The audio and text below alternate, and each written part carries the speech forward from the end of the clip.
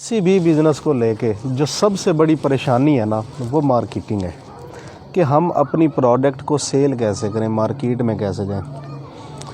80% लोग भाग जाते हैं मार्केटिंग पे आके। किसी भी चीज़ का प्लांट लगाना, किसी भी चीज़ की प्रोडक्शन करना, ये इतनी मुश्किल नहीं है जितना मुश्किल है उस प्रोडक्ट को ले जाके कंपटीशन के दौर में मार्केट में बेच देना। ये बड़ा फ़न है। जब सोना यूरिया पाकिस्तान में आया था ना, तो खाद कोई नहीं लेता था सोना यूरिया। सेल अफसर जाके रात के वक्त जिस ज़िम्मेदार की फ़सल में पानी लगा होता था ना, ज़िम्मेदार से चोरी उसकी फ़सल में यूरिया डाल आते थे। यूरिया डालने से फ़सल बहुत अच्छी हो जाती है। 3-4 दिन के बाद जाके वो ज़िम्मेदार को पूछता था सेल अफसर, भाई तेरी ए फ़सल अच्छी है, ए कमज़ोर है, दी वजह की है? तो वो कहता था पता नहीं यार, पानी तो मैंने दोनों को एक ही दिन लगाया। तो वो बताते थे कि इस फसल में मैंने यूरिया डाला है आपसे चोरी, और इसमें नहीं डाला। इस तरीके से यूरिया की सेल शुरू हुई थी। बात समझ में? आज 1 करोड़ रुपया लेके जाए ना, तो यूरिया की एजेंसी नहीं मिलती हमें। यानी ये आसान काम नहीं है, ये मुश्किल काम है। लेकिन ये इतना मुश्किल नहीं कि इसको नामुमकिन बना दिया जाए। जब कोका कोला पाकिस्तान में आई थी तो इसकी पहले साल में 25 बोतलें बिकी थी। आज कोका कोला की एजेंसी ले सकता है आम बंदा?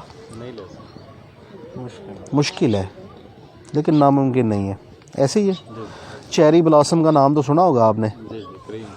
नहीं, क्रीम नहीं, पॉलिश। जब चेरी ब्लॉसम मार्केट में आई तो कोई भी ख़रीदार नहीं था। तो जिस बंदे ने चेरी ब्लॉसम बनाई थी उसने मुलाजम रखे जो दुकानों पे जाके पूछते थे, भाई चेरी ब्लॉसम है? वो कहते थे नहीं। तो कहते थे अगर तेरे पास चेरी ब्लॉसम नहीं है तो तेरे पास है क्या? तो रखा क्या? तू कैसा दुकानदार है, तेरे पास चेरी ब्लॉसम ही नहीं है? वो हर रोज़ एक दो बंदे आते दुकानदारों के पास, यही पूछते। अब दुकानदारों का माइंड बन गया, यार चेरी ब्लॉसम कोई अच्छी चीज़ है। कस्टमर आते हैं, पूछते हैं, और साथ में ये भी कहते हैं तू चेरी ब्लॉसम नहीं रखा तो रखा की है। तो फिर जब चेरी ब्लॉसम की गाड़ी गुजरती थी ना उनकी दुकान के सामने से, आहिस्ता वो सारे दुकानदार उसे स्टॉक ले लेते थे। जब ले लेते थे तो फिर कोई गाहक नहीं आता था। गाहक तो उसके मुलाजिम थे। तो जाहिर है कोई भी दुकानदार अपनी दुकान के अंदर एक स्टॉक रख के नहीं बैठ सकता। उन्होंने उसको मजबूरन बेचा, जैसे भी बेचा। तो जब बेचा तो चीज़ अच्छी थी, लोगों ने दोबारा मांगनी शुरू कर दी। तो आज जब भी पॉलिश का नाम जहन में आता है तो पहला नाम हमारे जहन में आता है चेरी ब्लॉसम। ऐसे ही शुरुआत हमेशा मुश्किल होती है, लेकिन कहीं ना कहीं से कभी ना कभी करनी पड़ती है। नया बंदा जब भी प्रोडक्ट मार्केट में लेके जाता है ना, उसके जहन में बड़े ना सुहाने ख्वाब सजाए होते हैं उसने, वो टूट जाते हैं कि मैंने जनाब ये चीज़ बना ली, अब मैं इसको बेचूंगा, अब मैं लखपति हो जाऊंगा, फिर मैं करोड़पति, और फिर मैं अरबपति हो जाऊंगा। होते हैं, ये नहीं कि होते नहीं, लेकिन यार एक प्रोसेस का नाम है ना। अब मैं मिसाल के तौर पे मैंने ये कप बना लिया है और मैं जाता हूँ दुकानदार के पास कि भाई मेरा कप रख लो। दुकानदार पूछेगा भाई तेरा नाम की है, तू कित्थों आया है? ना वो मुझे जानता है, ना वो मेरी प्रोडक्ट को जानता है। वो हमारे से प्रोडक्ट ले लेगा? नहीं लेगा ना। लेकिन अगले हफ्ते सेम डे हम फिर जाते हैं, अस्सलाम वालेकुम जी, मेरा नाम शाहिद है और ये मैं कप बेचता हूँ। तो उसको याद आ जाएगा, यार ये बंदा तो पिछले हफ्ते भी आया था।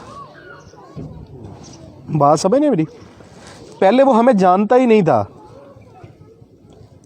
उसके बाद रोज़ाना बंदे आते हैं, वो भूल जाता है। जब आप सेम डे अगले हफ्ते उसके पास जाते हैं तो अब आपने उसको याद करवा दिया कि मेरा नाम क्या है और मैं क्या काम करता हूँ। प्रोडक्ट उसने आपसे फिर भी नहीं लेनी, लेकिन आपने याद करवा दिया। जब आप तीसरे हफ्ते और सेम डे उसी के पास जाते हैं और जाके कहते हैं अस्सलाम वालेकुम, तो फिर आपको ये कप दिखाने की ज़रूरत नहीं। उसको पता है कि आपका नाम शाहिद हुसैन जोया और आप कप बेचते हैं। मतलब इंट्रोड्यूस हो गया, आपने अपने आप को इस्टेब्लिश कर लिया है कि आपका नाम शाहिद है और आप कप बेचते हैं। अब आपको ये कहने की ज़रूरत नहीं है। तीसरे हफ्ते 20 से 25% दुकानदार कहते हैं अच्छा यार तो यार रख जा 6 कप, ये वेच गए तो मैं तेन पैसे दे देंगा। मतलब आप दुकान में घुस गए हैं, आपने अपनी जगह बना ली है, आपने बार बार जाके लोगों के जहन में लोगों के दिल में या दुकान में जगह बना ली है। इसको कहते हैं again and again, again and again, बार बार जाएं, बार बार जाएं। जब आप चौथे हफ्ते जाएंगे तो जाके क्या कहेंगे? पैसे ही मांगेंगे ना जी। कप दे गया था जी आपको पिछले हफ्ते, वो जो बिक गए उनके पैसे दे दें, जितने बिक गए पैसे ले लिए और रख दिए। ये क्यों हुआ? क्यों आपने पहले पैसे ले लिए, पहली सेल उठा ली उस दुकानदार से? क्योंकि आप बार बार जा रहे थे उसके पास। मार्केटिंग का पहला रूल ही यही है, अगेन एंड अगेन जाएं, कभी भी मिस मत कर। हमारा सेलमैन गलती क्या करता है और कहाँ पे करता है पता है आपको? एक बंदे के पास वो जाता है, उससे बातचीत करता है, प्रोडक्ट उसको देने की कोशिश करता है, वो नहीं लेता तो नया बंदा दोबारा नहीं जाता। यार मैं पहले भी गया सी ये तो साढ़े को चीज़ लेना ही नहीं, साढ़े कप खरीदता ही नहीं। वो ले या ना ले, आपने जाना ज़रूर है। अगर आप एक दिन में 20 दुकानें करते हैं तो अगले हफ्ते उसी दिन में 20 ही दुकानें करेंगे आप। ये नहीं कि 18 कर लें, 2 का रवैया अच्छा नहीं था तो आपने कहा नहीं यार इनके पास नहीं जाना।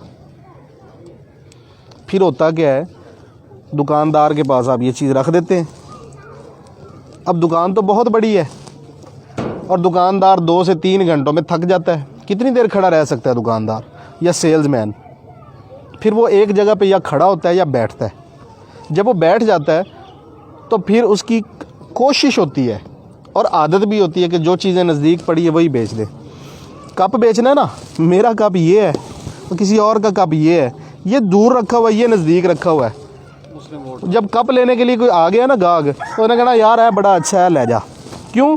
ये तो ऐसे उठा के ऐसे देना ना है, ये उसको उठाने के लिए ना ऐसे होना पड़ता है। ये वो चीज़ ज़्यादा बिकती है जो उसके नज़दीक पड़ी है, उसकी दस्तरस में है, उसकी छतर छाया में पड़ी है, उसके बाजुओं के नीचे पड़ी हुई है। ये चीज़ ज़्यादा बिकेगी। इसको कहते हैं एक्सेसिबिलिटी, कि दुकानदार की एक्सेस में पड़ी हुई है कोई चीज़। तो हमेशा जो भी चीज़ आप बेचना चाह रहे हैं वो दुकानदार के नज़दीक रखें, ज़्यादा बिकेगी। हमेशा ऐसे होता है। फिर क्या होता है, जब दुकानदार चीज़ें बेच रहा होता है, बैठा होता है, तो फिर कस्टमर आता है दुकान में। वालेकुम अस्सलाम। कस्टमर जब दुकान में आता है तो कस्टमर यहाँ देख रहा होता है। इसको कहते हैं आई कॉन्टैक्ट लेवल। वो ऊपर सर उठा के नहीं देखता कि ऊपर वाले रैक्स में क्या लगा हुआ है, वो नीचे भी नहीं देखता क्या लगा, वो साइडों पे भी नहीं देखता, वो यहाँ पे देखता है। तो आपने अपनी प्रोडक्ट को दुकानदार के हाथ के नीचे लेकिन कस्टमर के सामने रखना है। वालेकुम अस्सलाम, तशरीफ़ रखो। इसको कहते हैं विजिबिलिटी। जो चीज़ नज़र आती है वो बिकती है। कहते हैं ना जो दिखता है वो बिकता है। कप है, दुकानदार के हाथ के नीचे भी पड़ा है, खा वो पीछे पड़ा है, खा वो आगे पड़ा है, खा लेफ़्ट राइट पड़ा है, वो नज़र भी आ रहा हो उसको। अब जो देखने वाला ना उसके पास चॉइसेस है महदूद। जो चीज़ें नज़र आ रही, ये कप पड़ा है इसके साथ, फिर मेरा कप है, फिर मेरा कप है, फिर मेरा कप है, 4-5 कलर में, वो इन्हीं में से एक चीज़ उठाएगा ना। वो दूर जाके कॉर्नर में पड़ी हुई चीज़ को ना देखेगा ना उठाएगा। ठीक है, एक्सेसिबल भी रखना है और विजिबल भी रखना है। अब एक चीज़ है, दुकानदार जब कहीं भी किसी भी चीज़ को अपने रैक में रखता है तो वो जब उठा के देता रहता है तो वो चीज़ ख़त्म हो जाती है, रैक खाली हो जाता है। जब रैक खाली होता है तो दुकानदार उस रैक को भरता है। अगर तो आपकी प्रोडक्ट पड़ी है तो वो उठा के आपकी ही प्रोडक्ट रखेगा, लेकिन अगर आपकी प्रोडक्ट नहीं पड़ी तो वो इस रैक को खाली नहीं रखेगा, कोई और लगा, वो इसको, ये तो ख़त्म हो गया, वो इसको उठा के यहाँ रख लेगा। अब ये बिकना शुरू हो जाएगा। आपकी प्रोडक्ट का यहाँ होना, इसको कहते हैं अवेलेबिलिटी। आपकी अवेलेबिलिटी गई तो विजिबिलिटी गई, विजिबिलिटी गई तो एक्सेसिबिलिटी गई, एक्सेसिबिलिटी गई तो again and again, again and again, सब ख़त्म। आपकी प्रोडक्ट हर वक्त दुकान पे मौजूद होनी चाहिए, वो विजिबल होनी चाहिए यानी नज़र आनी चाहिए, वो दुकानदार की एक्सेस में होनी चाहिए यानी उसके हाथों के नीचे रखी होनी चाहिए। वो चीज़ें ज़्यादा बिकती हैं। सेल्समैन का रवैया बड़ा मैटर करता है। हमारे सेल्समैन क्या करते हैं, मोटरसाइकिल पे हो, कार पे हो, कैरी डब्बे पे हो या वो पिकअप पे हो, हमारे अब मैंने अक्सर देखा है, मोटरसाइकिल वाला आया, दुकानदार के सामने मोटरसाइकिल रोकी है, हाँ चाचा नहीं, चलो जी, ये क्या हुआ है चाचा नहीं, और गया। भाई बाइक खड़ी करो, नीचे उतरो, अस्सलाम वालेकुम चाचा, अस्सलाम वालेकुम भाई, क्या हाल है छोटे भाई, क्या हाल है बड़े भाई, आप ठीक हैं, तबीयत से ठीक है, अच्छा वो आपको आज चाहिए, कब चाहिए, कुछ सेल हुए हैं कब, नहीं यार आज तो सेल नहीं हुई, अच्छा मैं स्टॉक को सीधा करके रख देता हूँ, कब थोड़े टेढ़े हुए पड़े, मट्टी आई पड़ी है, अपने स्टॉक को उठाएं, कपड़ा मारें, सीधा करके रखें, ना दें स्टॉक उसको। 2 मिनट 4 मिनट 5 मिनट दुकानदार के साथ गुजारें, बातचीत करें। बातचीत करने से क्या होता है, अनजानापन जो होता है ना, जिसको हम कहते हैं खौफ जो होता है, वो ख़त्म होता है, कुर्बत बढ़ती है। जब कुर्बत बढ़ती है, तल्लुकात बढ़ते हैं, अच्छा इंप्रेशन पड़ता है, तो सेल्स बढ़ती हैं। लिहाजा कभी मत ऐसा करें कि गाड़ी दूर ही रोकी, मोटरसाइकिल दूर ही रोकी, हाँ चाचा, हाँ भाई, नहीं। जब भी बात करें तमीज़ से करें, अगले बंदे का नाम लेके करें। जब इतने सारे लोग बैठे होते हैं ना, जब मैं कहता हूँ ना बशीर भाई क्या हाल है, बशीर भाई को फील होता है अंदर से, गैर महसूस अंदाज से, कि यार मुझे रिस्पेक्ट मिली है। मैं कहूँ हाँ जी क्या हाल है, ठीक है यार, वो सामान लेना है, ये एक अलग चीज़ है। और मैं कह रहा हूँ बशीर भाई कैसे हैं आप, ठीक है बशीर भाई, थोड़ा सा सामान दूँ मैं आपको। बशीर भाई अंदर से खुश होते हैं, फील आती है। ये फील दें, फील करें, उसको फील करवाएं कि यार मेरी नज़र में आपकी एक अहमियत है, एक इम्पोर्टेंस है। बात समझ, अहमियत देंगे तो वो आपको अहमियत देगा, आपकी प्रोडक्ट को अहमियत देगा। अगर आप उसको अहमियत नहीं देंगे तो वो आपको अहमियत नहीं देगा। लिहाजा इन चीज़ों का आपने ख़ास ख्याल रखना है बेटे। दुकानदार हमेशा किसी ना किसी परेशानी का शिकार होता है, उसको कोई ना कोई प्रॉब्लम होता है। आप जब उसके पास बैठते हैं तो बोलें कम, सुने ज़्यादा। अच्छा सेल्समैन हमेशा अच्छा सामे होता है। पहले ज़माने में हम कहते थे कि जो ज़्यादा बोलता है वो ज़्यादा अच्छा सेल्समैन है। ये गलत थ्योरी है। जो अच्छा सामे है वही अच्छा सेल्समैन है। ये भाई हैं, ये कप बेचता है कोई और बंदा, ये वाला, और ये कप बेचता हूँ मैं। अब इस कप को लेके इस भाई को क्या प्रॉब्लम्स हो सकते हैं, ये मैं उसी वक्त समझ सकता हूँ जब मैं इनसे बातें करूँगा, इनकी बातें सुनूँगा, ज़्यादा सुनूँगा, कम बोलूँगा। मिसाल के तौर पे जो बंदा इसको ये कप प्रोवाइड कर रहा है वो हमेशा पैसों का तकाजा करता रहता है, यार पैसे दे दो, पैसे दे दो, पैसे दे दो। ये इस दुकानदार का प्रॉब्लम हो सकता है। आप जब समझेंगे कि इसका क्या प्रॉब्लम है तो आप इसको आउट कर सकते हैं। कैसे? आप कहें चाचा जी ए कप ले लो, सुकून नाल जदों होण पैसे दे देना। बात समझ रहे हैं आप मेरी? पैसों का तकाजा आपने भी करना है, ये नहीं कि आपने नहीं करना, लेकिन आप उसकी साइकी को समझें कि वो इरिटेट किस चीज़ से हो रहा है। एक बंदा कप बेच रहा है और कंप्लेन आ रही है कि यार हथी टूट जाती है कप की ना जल्दी, कस्टमर्स आके बता रहे हैं। आपने उसको ये नहीं कहना कि भाई इसको हटा दो। आप उसकी बातों से जब अंदाज़ा लगा चुके हैं कि हथी का प्रॉब्लम है, आप बार बार कहेंगे चाचा जी यदि हथी बड़ी मजबूत है। आप ये नहीं कहेंगे कि इसकी हथी कमज़ोर है, मैंने ये समझ लिया, अरे इसकी हथी नहीं टूटेगी, ये मेरी गारंटी है। पैसे तो जो लेने देने हैं ना है ही, लेकिन ये जनाब इसकी हथी की कंप्लेन नहीं आई आज तक। गैर महसूस अंदाज में उसके दिमाग में ये चीज़ बिठानी है कि जो आपका प्रॉब्लम है मेरे पास उसका सलूशन है।